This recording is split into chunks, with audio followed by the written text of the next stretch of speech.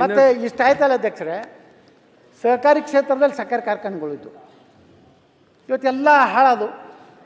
ಇವತ್ತು ಮೈಸೂಗರ್ ಏನಾಯಿತು, ಪಾಂಡವಪುರ ಏನಾಯಿತು, ಅಲ್ಲಿ ಬೀದರ್ನಲ್ಲಿ ಬೀದರ್ ಯಾವುದು ಸಹಕಾರಿ ಸಕ್ಕರೆ ಕಾರ್ಖಾನೆ ಏನಾಯಿತು. ಎಲ್ಲ ಲೀಸ್ಗಳನ್ನು ಯಾರಿಗೆ ಕೊಟ್ರಿ? ಪ್ರೈವೇಟ್ ಕಂಪ್ನಿ ಕೊಟ್ರಿ. ಯಾಕೆ ಕೊಟ್ರಿ? ಅಲ್ಲಿ ರೈತರೇ ಶೇರ್ ಹೋಲ್ಡರ್ ಇದ್ದಿರಲ್ಲ. ಸಹಕಾರಿ ಕ್ಷೇತ್ರದಾಗ ಶೇರ್ ಹೋಲ್ಡ್ರ್ ಯಾರು? ಕಬ್ಬು ಬೆಳೆಯುವ ಬೆಳೆಗಾರನೇ ಶೇರ್ ಹೋಲ್ಡ್ರು. ಲಾಸ್ ಆದಾಗ ಆಡಳಿತ ಮಂಡಳಿನೇ ಯಾಕೆ ನೀವು ಎನ್ಕ್ವೈರಿ ಮಾಡಲಿಲ್ಲ? ಈಗೇನು ಹೇಳ್ತಿರಲ್ಲ, ನಿಂತು ಭಾಷಣ ಹೊಡಿತಿರಲ್ಲ, ರೈತರು ನಡ್ಬೇಕು ನಿಂತು. ನಿಮ್ಮ ಕಾರ್ಖಾನೆ ರೈತರ ಇವತ್ತು ಹಾವೇರಿ ಬಲ್ಲಿ ನಮ್ಮದು ಯಾರು ಇದು ಇತ್ತಲ್ಲ, ಯಾವುದೋ ಕಾರ್ಖಾನೆ ಅದು ಹಾನಗಲ್ದ ಕ್ಷೇತ್ರದಾಗ ಹಾವೇರಿದು. ಹಾಂ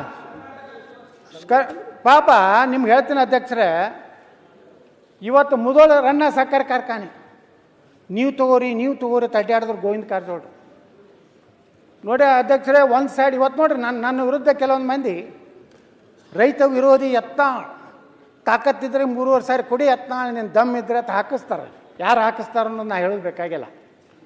ಈ ದಮ್ಮ ನನ್ನ ಕೇಳೋರು ನೀವು ಒಂದು 10 ಕಾರ್ಖಾನೆ ಮಾಡ್ಬೋದಾಗಿತ್ತಲ್ಲ ಈ ರಾಜ್ಯದಾಗ. ನನ್ನ ತಾಕತ್ತು ಕೇಳೋರು 10 ಕಾರ್ಖಾನೆ ಖರೀದಿ ಮಾಡ್ಬೋದು. ಎಲ್ಲೆಲ್ಲೋ ಆಸ್ತಿ ಮಾಡಿರಿ. ಎಲ್ಲಿ ದುಬೈದಲ್ಲಿ ಮಾರಿಷಸ್ನಲ್ಲಿ ಆಸ್ತಿ ಮಾಡಿರಿ. ನಿಮ್ಮ ರೈತರ ಬಗ್ಗೆ ಇಟ್ಟು ಕಾಳಜಿ ಇತ್ತಂದ್ರೆ 10 ಸಕ್ಕರೆ ಕಾರ್ಖಾನೆ ಮಾಡಿ ಒಂದು 3.5 ಸಾವಿರ 4 ಸಾವಿರ ಕೊಡ್ರಿ. ಯಾರೋ ಕಾರ್ಖಾನೆಗಳು ನೋಡ್ರಿ ಪಾಪ ಎಷ್ಟೋ ಮಂದಿ ಇಲ್ಲಿ ಕಾರ್ಖಾನೆಯವ್ರು ಅದಾರ. ಇಲ್ಲಿ ಗುಡ್ಗುಂಟಿ ಅವ್ರು ಕೂತಾರ, ಅಲ್ಲಿ ಲಕ್ಷ್ಮಣ ಸವದಿ ಅವ್ರು ಕೂತಾರ, ಸತೀಶ್ ಜಾರಕಿಹೊಳಿ ಅವ್ರು ಎಲ್ಲೋ ಹೊರಗೆ ಹೋಗ್ಯಾರ, ರಮೇಶ್ ಜಾರಕಿಹೊಳಿ ಅವ್ರು ಇಲ್ಲ, ಇಲ್ಲಿ ನನ್ನ ಮಗಳೇ ಕೂತಾರ. ದ ಗ್ರೇಟ್ 226ನೇ ಇದು ರೀ ಸೀಟ್ ನಂಬರ್ದವ್ರು. ಇನ್ನೆಷ್ಟು ಹೊತ್ತಿದೆ ಅಧ್ಯಕ್ಷರೇ? ಇನ್ನು ಮುಗಿದ್ರೆ 5 ನಿಮಿಷ ಅಧ್ಯಕ್ಷ. ಅದ್ದಾಗ ಅಧ್ಯಕ್ಷರೇ ನಾ ಹೇಳ್ತೀನಿ, ಸರ್ಕಾರಕ್ಕೆ ವಿನಂತಿ ಮಾಡ್ಕೋತೀನಿ. ಇಲ್ಲಿ ನಮ್ಮ KJ ಜಾರ್ಜ್ ಅವ್ರು ಕೂತಾರೆ. ಇವರು ಸೋಲಾರ್ದಲ್ಲಿ ಯಾರ್ಯಾರಿಗೆ ಎಷ್ಟು ರೊಕ್ಕ ಕೊಡ್ತಾರೆ ಅನ್ನೋದು ನಾ ಪ್ರಶ್ನೆ ಕೇಳಿದ್ರೆ ಅದು ಅನ್ಸ್ಟಾರ್ ಆಗೈತೆ. ಅವ್ರು ಏನು ಉತ್ತರ ಕೊಡ್ತಾರೆ. ನೀವು 3,000 ಏನು ನೀವು ನಿಗದಿ ಮಾಡಿರಲ್ಲ ಬೆಲೆ, ನಾವು ಕೊಡ್ಲಾಕ್ ತಯಾರಿದೆ. ಆದರೆ ನಮ್ಮ ಕರೆಂಟನ್ನು KJ ಜಾರ್ಜ್ ಅವ್ರು ಮನವಿ ಮಾಡ್ತೀನಿ, 20 ವರ್ಷವರೆಗೆ ಕರ್ನಾಟಕದ ನೀವು ವಿದ್ಯುತ್ ಶಕ್ತಿ ಮಂತ್ರಿಗಳಾಗಿ ಕನಿಷ್ಠ 10 ವರ್ಷವೇ ನಮ್ದು 6 ರೂಪಾಯಿದಂಗೆ ತೊಗೋತೀನಿ ಅನ್ನೋವಂಥದ್ದು ಮಾಡಿ ಸರಿಯಾಗಿ ನೀವು ಪೇಮೆಂಟ್ ಕೊಟ್ಟರೆ ನಮಗೆ ಪೇಮೆಂಟ್ ಬೇಕಾಗಿಲ್ಲ. ಸನ್ಮಾನ್ಯ ಮಂತ್ರಿಗಳೇ, ಡೈರೆಕ್ಟ್ ರೈತರ ಅಕೌಂಟಿಗೆ ಹಾಕಿಬಿಡ್ರಿ. ನಮ್ದು ಎಷ್ಟು ನಾವು ನಿಮ್ಗೆ ಕಳಿಸ್ತೀವಿ, ರೈತರ ಅಕೌಂಟಿಗೆ ಹಾಕಿರಿ.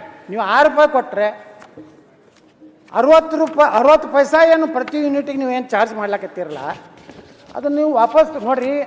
ಕೈಗಾರಿಕೆಗಳು ಯಾರ್ಯಾರಿಗೂ ಎಲ್ಲಿ ಹೋಗ್ತೀರಿ ಫುಲ್ ಡ್ರೆಸ್ ಹಾಕ್ಕೊಂಡು ಅದು ಎಲ್ಲ ತಂಡ್ಯಾಗ ಹೋಗಿ ಯಾವ್ದು ಹೆಸರದು ಎಂದೂ ಸೂಟು ಬುಟ್ಟು ಹಾಕೊಳ್ಳಾರ್ದು ಎಲ್ಲ ಮುಖ್ಯಮಂತ್ರಿನೂ ಹಿಂಗೆ ಹಾಕ್ಕೊಂಡು ಇವರು ಹಿಂಗೆ ಕೈಗಾರಿಕಾ ಮಂತ್ರಿ ಹಾಕ್ಕೊಂಡು ಅಲ್ಲಿ ಹೋಗಿ ಕೈ ಮುಗಿದು ನಮ್ಮಲ್ಲಿ ಇನ್ವೆಸ್ಟ್ಮೆಂಟ್ ಮಾಡಿರಿ, ನೀವು ಬುಂದೇವಂತರು ಅಂಥೇಳಿ ಅಲ್ಲಿ ಕೈಕಾಲು ಹಿಡಿದು ಬರ್ತೀರಿ.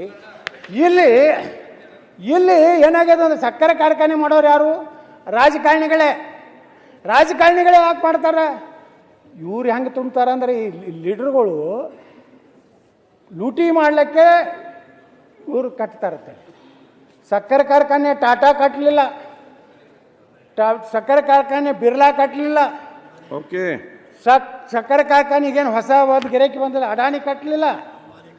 ಅದು ಕಟ್ಟದಂಥವ್ರು ಯಾರು ಅಂದರೆ ಈ ಮಣ್ಣಿನಲ್ಲಿ ಹುಟ್ಟಿದಂಥ MLA ಆಗಿರ್ಬೋದು, MP ಆಗಿರ್ಬೋದು, ಆ ಭಾಗದ ರೈತರ ಕಷ್ಟಕ್ಕಾಗಿ ಸಕ್ಕರೆ ಕಾರ್ಖಾನೆ ಕಟ್ಟಿದ್ದಾರೆ ಹೊರತು ಯಾರೂ ಲೂಟಿ ಮಾಡೋರು ಮಾಡಿರ್ಬೋದು. ತನಿಖೆ ಮಾಡಿರಿ, ಒಳಗೆ ಹಾಕ್ರಿ. ಅವರು ಹಂಗೆ ಲೂಟಿ ಮಾಡ್ಯಾರಲ್ಲ ಬರೀ ಹೇಳಬೇಡ್ರಿ. ಬರೀ ಭಾಷಣದಾಗ ಸಕ್ಕರೆ ಕಾರ್ಖಾನೆ ಮಾಲೀಕರು ಹಗಲು ದೊಡ್ಡ ಹೌದು ಯಾಕೆ ಹಾಕಲಿಲ್ಲಪ್ಪ, ಯಾಕೆ ಅವ್ರ ಮ್ಯಾಗ 64 ಎನ್ಕ್ವೈರಿ ಮಾಡಲಿಲ್ಲ, ಯಾಕೆ ಸಹಕಾರಿ ಸಕ್ಕರೆ ಕಾರ್ಖಾನೆಗಳು ಇಲ್ಲಿ ಬಂದದು? ಇಲ್ಲೇ ಯಾವುದು ಮಲಪ್ರಭಾ ಸಕ್ಕರೆ ಕಾರ್ಖಾನೆ ಇದೆ. ಇಲ್ಲಿ ಇವ್ರದ್ದು ನಮ್ಮದು ಇಲ್ಲಿ ಒಬ್ಬರು ಕೂತಾರೆ ಚೇರ್ಮನ್ರು ಕಿತ್ತೂರು, ಇವ್ರದ್ದು ಒಂದು ಸಕ್ಕರೆ ಕಾರ್ಖಾನೆ. ಅಲ್ಲಿ ಲಕ್ಷ್ಮೀ ಹೆಬ್ಬಾಳ್ಕರ್ ಅವ್ರದ್ದು ಅವರು 2 3 ಗೊತ್ತಿಲ್ಲ. ಎಲ್ಲ ಪಾರ್ಟಿಯವರು ಅದವ್ರ ಅಧ್ಯಕ್ಷರು ಇಲ್ಲಿ. ಆದ್ರೆ ಇಲ್ಲ JDS ಇದ್ದಾಗ ಮಾಡ್ಕೊಟ್ಟಾರೆ, BJPಗೆ ಹೋಗ್ಯಾರ. ಅದಕ್ಕೆ ನಾ ಹೇಳೋದೇನು ಅಧ್ಯಕ್ಷರೇ, ನೀವು ಕಾರ್ಖಾನೆಗಳ ಪರಿಸ್ಥಿತಿ ನೋಡಿರಿ. ವಾಸ್ತವಿಕತೆಯನ್ನು ಈ ರಾಜ್ಯದ ಸಕ್ಕರೆ ಮಂತ್ರಿಗಳು ಮಾಡಬೇಕಾಗಿತ್ತು, ಮಾಡಲಿಲ್ಲ. ಎಲ್ಲರ ಮುಂದೆ ನಾನು ಕಾಟ ಹಾಕ್ತೀನಿ ಅಂದರು. ಯಾರ್ದಾರ ಕಾಟ, ನಾನು ಹೇಳಿದೆ ಮೊದಲು ನನ್ನ ಕಾರ್ಖಾನೆ ಮುಂದೆ ಕಾಟ ಹಾಕಿ, ರೈತರದ್ದು ಕಾಟ ಹೊಡೆದು ಏನು ಮಾಡೋದದ, ನನಗೆ ಇಟ್ಟೆ ಆಗ್ತೈತೆ ಪತ್ತು ಕೊಡ್ತೀನಿ ಅಂದ್ರೆ ರೈತರು ಒಪ್ಕೋತಾರೆ. ಓಕೆ, ಅದಕ್ಕೆ ಹೇಳ್ತೀನಿ ಅಧ್ಯಕ್ಷರೇ, ಒಂದು ಕಮಿಟಿಯನ್ನು, ಎಕ್ಸ್ಪರ್ಟ್ಸ್ ಕಮಿಟಿ, ಸಕ್ಕರೆ ಕಾರ್ಖಾನೆಗಳ ಕಷ್ಟ ಏನಿದೆ, ಯಾವ ರೀತಿ ಸಕ್ಕರೆ ಕಾರ್ಖಾನೆಗಳ ಪರಿಸ್ಥಿತಿ ಇದೆ, ಒಂದು ಟನ್ನಿಗೆ ರೈತರ ಕಷ್ಟ ಏನಿದೆ, ಕಾರ್ಖಾನೆಗಳ ಕಷ್ಟ ಏನಿದೆ, ಇದನ್ನು ರಿವೈವಲ್ ಮಾಡಬೇಕಾದ್ರೆ, ಪುನಶ್ಚೇತನ ಮಾಡಬೇಕಾದ್ರೆ ಕೈಗಾರಿಕೆ ಮಂತ್ರಿಗಳು, ವಿದ್ಯುತ್ ಮಂತ್ರಿಗಳು, ಸಕ್ಕರೆ ಮಂತ್ರಿಗಳು ಎಲ್ಲರೂ ಕೂಡಿ ಚರ್ಚೆ ಮಾಡಿ ಕಾರ್ಖಾನೆಗಳನ್ನು ಉಳಿಸ್ರಿ. ನೀವು ಇದೇ ರೀತಿ ಸುಮ್ಮನೆ ಕೊಡದೇ ಇದ್ದರೆ ಜೈಲಿಗೆ ಹಾಕ್ತೇನೆ, ಕೊಡದೇ ಇದ್ದರೆ ಏನು ಜೈಲಿಗೆ ಹಾಕ್ತೀರಿ ಹಾಕಿರಿ, ಮತ್ತೇನು ಮಾಡೋದು? ಮಾಡಿವಲ್ಲ ನೋಡಿ, ಕೆತ್ತೆ ಬೀಜಿ ಮಾಡೀವಿ, ತಪ್ಪು ಮಾಡೀವಿ, ಭಾಳ ದೊಡ್ಡ ತಪ್ಪು ಮಾಡಿ ನಾವು ಇದನ್ನು ಮಾಡಬಾರ್ದಾಗಿತ್ತು. ಆರಾಮ್ ಉಳುಕಿದವ್ರಂಗೆ ವಿದೇಶನಾಗ ಆಸ್ತಿ ಮಾಡಿಕೊಂಡು ಇಲ್ಲಿ ಬಂದು ಟಿಪ್ ಟಾಪ್ ಆಗಿ ರಕ್ತ ಕ್ರಾಂತಿ ಆಗಲಿ, ಹುಲಿಗಳು ನಾವು ಇಲಿಗಳು ಅಂತ ಹೇಳಿ ಇಲ್ಲಿ ಭಾಷಣ ಹೊಡೆದು ಭಾಳ ಚಂದ ಐತಿ. ಯಾರು ಏನು ಯಾರಿಗೆ ಹೋಗ್ಬೇಕದು ಹೋಗಿ ಹೋಗ್ತಾರೆ. ರೆಡ್ಡಿ ನಿಮಗೂ ಇತ್ತದು ನಿಮಗೆ ಚುಚ್ಚುತ್ತೈತೆ, ಚುಚ್ಚುದೆ.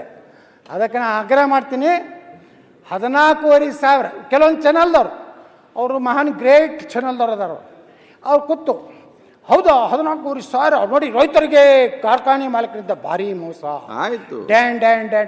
ಅರೆ ನಾ ಆ ಸಂಪಾದಕ ಹೇಳಿದ, ಒಬ್ಬ ಸಂಪಾದಕ ಫೋನ್ ಮಾಡಿದಾನ, ಭಾಳ ಚಂದ ಡಿಬೇಟ್ ನಡೆಸಿದ್ರು. ನಿಮ್ಮ ಮಗಳು ಕೂತಲ್ಲ ಗಿರಕ್ಕೆ 14,500 ಅಂತ ಹೇಳ್ತಾನಲ್ಲ, ಸ್ವಲ್ಪ ಫೋನ್ ನಂಬರ್ ಕೊಡತ್ತೆ ಹೇಳಿದೆ ಅಧ್ಯಕ್ಷರು. ಅವ್ನು ಇನ್ನತನ ಫೋನೇ ಮಾಡಲಿಲ್ಲ, ನಾನು ಫೋನೇ ಎತ್ತಲಾಗ್ಯಾರಿ. ಅವ್ನು ಕರ್ಕೊಂಡು ಬಂದು ನಾವು 1 ಕೋಟಿ ರೂಪಾಯಿ ಪಗಾರ ಕೊಡ್ತೀನಿ, ಅವನಿಗೆ ತಿಂಗಳೇ ಎಷ್ಟು ಕೊಡ್ತೀನಿ ಗಣೇಶ, 1 ಕೋಟಿ ರೂಪಾಯಿ ಪಗಾರ ಕೊಡ್ತೀನಿ, ನಮಗೆ 14,500 ರೂಪಾಯಿ ಬೀಳಂಗೆ ಮಾಡ್ಬೇಕು. ಹಾಂ, ಎಲ್ಲಿ 13,000 4,500 ಅಟ್ಟೆ ಕೊಡಲಿ ಅಧ್ಯಕ್ಷರು, 10,000 ಅವನೇ ತೊಗೊಳ್ಳಿ. ರೈತರಿಗೆ 5,000 ಕೊಡ್ತಾನೋ 6,000 ಕೊಡಲಕ್ಕ. ಇದರಿಂದ ಏನಾಗ್ತದೆ ಅಧ್ಯಕ್ಷರೇ, ಯಾವುದೇ ಸರ್ಕಾರ ಬರಲಿ, ಇವತ್ತು ನೀವು ಅನುಭವಿಸ್ತೀರಿ, ನಾಳೆ ಈ ಕಡೆಯವರು ಬಂದ್ರೆ ಅವರು ಇದು ರೈತರು ಬಿಡ್ತಾರೆ. ಯಾರು ಮಗನೇ ಅವತ್ತು ಬಂದು ಭಾಷಣ ಹೊಡಿತಿದ್ದಲ್ಲ, ಮಗನ ಕೊಡು ಅಂತಾರ ನಮ್ಮ ಭಾಷೆದಾಗ, ಮಗಳ ಕೊಡು, ನಾಟಕ ಮಾಡ್ತೇನೆ, ನೀನು ನಾಟಕ ಮಾಡಕ್ಕೆ ಬಂದು ಅವಾಗ ಬಂದು ಮಕ್ಕೊಂಡಿದ್ದೆಲ್ಲ, ಇಲ್ಲೇ ಇರೋದು ತಮ್ಮ ಆ ಥರ. ಹಾಂ, ಬರೇ ಇಂಥ ಇವತ್ತು ಮೆಕ್ಕೆಜೋಳ ಮಾಡಿದ್ರೆ ಅಧ್ಯಕ್ಷರೇ 24 ತೊಗೋಬೇಕಂತ ಕಂಡೀಷನ್ ಮಾಡಿದ್ರು. ನಿರ್ಭೀತ, ನಿಷ್ಪಕ್ಷಪಾತ, ವಿಶ್ವಾಸಾರ್ಹ ಸುದ್ದಿಗಳಿಗೆ ಮತ್ತೊಂದು ಹೆಸರಾಗಿರುವಂತ News18 ಕನ್ನಡ ಈಗ ಆಪ್ನಲ್ಲೂ ಲಭ್ಯವಿದೆ. ದಯವಿಟ್ಟು ಇಲ್ಲಿರುವ QR ಕೋಡ್ ಅನ್ನ ಸ್ಕ್ಯಾನ್ ಮಾಡಿಕೊಂಡು ಆಪ್ ಅನ್ನ ಡೌನ್ಲೋಡ್ ಮಾಡೋದಕ್ಕೆ ಮರಿಬೇಡಿ.